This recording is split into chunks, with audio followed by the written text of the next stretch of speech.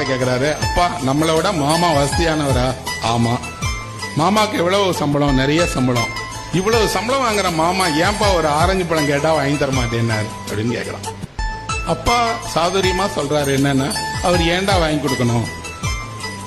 அவர் குழந்தையா என்ன நீ? அவர் வீட்டுக்கு விடுமுறைக்கு போயிருந்தோம், சாப்பாடு போட்டார் இல்லையா, வாங்கி கொடுக்கணுமான்னு கேக்குறியா அப்படின்னா, இல்ல அவர் என்ன சொல்றாரு அப்படின்னா, நான் 1000 ரூபாய் சம்பாதிக்கிறேன், உங்க அப்பா எல்லாம் வெறும் 100 ரூபாய் சம்பாதிக்கிறவர்னு சொல்றாருப்பா அப்படின்னு. ஆமாடா, நான் 100 ரூபாய் சம்பாதிக்கிறோம் தானே.